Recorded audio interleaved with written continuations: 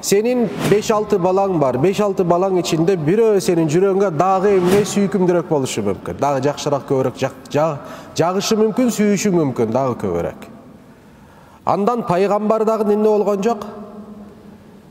Сакталган жок. Юсуф алейхиссалам. Юсуф алейхиссаламдын атасы. Юсуф алейхиссаламдын сатылуусу, кудукка түшүүсү, үй бүлөсүндөн жылдап ажыроосу, зулумдук көрүүсү, зынданга түшүүсү, булардын баары эмне себептен болгон билесиздерби? Якуб алейхиссаламдын ашыкча болгон Юсуф алейхиссаламга сүйүүсү болгон. Жана бул сүйүүсүн эмне кылбай, жашырбай башка балдарда көргөзгөндүгү болгон.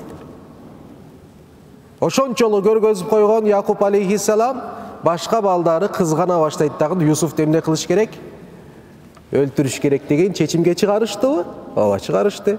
Ачыңыздар Юсуф алейхиссалам жөнүндө Юсуф сүрөсү бар. Юсуф сүрөсүн баштан аягына чейин окуңуздар. Мен өзüm үчүн эң чоң сабак Юсуф алейхиссаламдын окуясынан сабак кай сабак болду? Демек, Якуб алейхиссалам бир баласын катуу сүйүп, эмне болду? Ошондой бир сыноого душар болду. Эң аягында Якуб алейхиссалам, эй Раббим, мен түшүмдүм катамды деп Алла Таала кайрылат, билесиздер, Мен түшүндүм. Мен анчалык Юсуф деп айтпаш керек элем дегенде, Алла Таала Юсуф алейхиссаламды Якуб алейхиссаламга эмне кылат? Кайра кайтарат. Болду, сыноодон өттүң, ал Юсуфуңду дейт. Берди Юсуфту Якубка. Биздин ала турган сабагыбыз, бир балаңды көбүрөөк жактырышың мүмкүн. Себеби ал сага характер жагынан көбүрөөк окшойт, түс жагынан көбүрөөк окшойт, сага жакыныраак болот, туурабы? Ошондой нерсе болушу мүмкүн.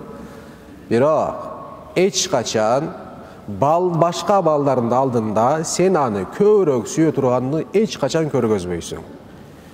Жемелөө башка балдарды, алар жөнүндө ар кандай сөздөрдү сүйлөө, бул такыр эле туура эмес болгон бир иш аракет болуп эсептелет. Эмне десеңиздер, аягында өзүңө кайтат. Сен балдарыңды тегиз, ынтымактуу кылып чоңойто турган болсоң, эртен убакыт келгенде сен буларга муктаж болгондо булардын баары эмне кылат? Бир кол менен баары сага кызмат кылат. Эгерде арый турган болсоң, булар дагы сени эртен түртө баштайт.